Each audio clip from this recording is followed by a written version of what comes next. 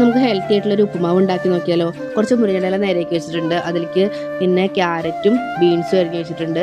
ഇത് വേവിച്ച് വെച്ചിരിക്കുന്ന ചെറുപയറും ഗ്രീൻ പീസുമാണ്. പിന്നെ പപ്പായ ഉണ്ട്. നമുക്ക് എന്ത് വെജിറ്റബിൾസ് വേണമെങ്കിലും ഇതിലിടാം. പിന്നെ ഇഞ്ചി വെളുത്തുള്ളി ഉള്ളി പച്ചമുളകൊക്കെ ഉണ്ടാക്കി വെച്ചിട്ടുണ്ട്, നേരേക്ക് വെച്ചിട്ടുണ്ട്. പിന്നെ ഒരു പാത്രം ചൂടായതിനു ശേഷം കടുക് പൊട്ടിച്ച് തുവരപ്പരിപ്പും ഉഴുന്നുപരിപ്പും അതിലിട്ട് നന്നായിട്ട് മൂത്ത് വന്നതിന് ശേഷം നമ്മുടെ ഉള്ളിയും വെജിറ്റബിൾസൊക്കെ അതിലിട്ടിട്ട് നന്നായിട്ട് വഴറ്റിയെടുക്കുക.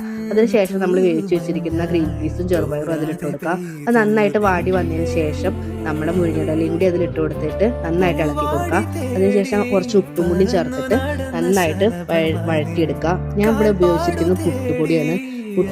പുട്ടിന് കുഴയ്ക്കുന്ന പാകത്തിന് നമ്മൾ പുട്ടുപൊടി കുഴച്ച് വെച്ച് ഒരു 5 മിനിറ്റ് വെച്ചാൽ മതി. അതിനുശേഷം നമ്മൾ ഈ പുട്ടുപൊടി ഈ വെജിറ്റബിൾസൊക്കെ ഇട്ട് കൊടുത്തിട്ട് നന്നായിട്ട് ഇളക്കി കൊടുക്കുക. നന്നായിട്ട് ഇളക്കി കൊടുത്തിട്ട് ചെറിയ തീയിൽ വേവിച്ചെടുക്കുക. ഒരു 5-10 മിനിറ്റ് നമ്മൾ വേവിച്ചെടുക്കുമ്പോഴേക്കും ഇങ്ങനെ പൊടിയായിട്ട് ഇളക്കിയെടുക്കുക.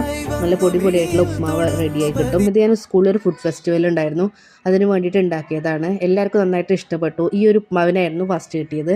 എല്ലാവരും നല്ല ടേസ്റ്റ് ഉണ്ട്, നല്ല അഭിപ്രായമാണ്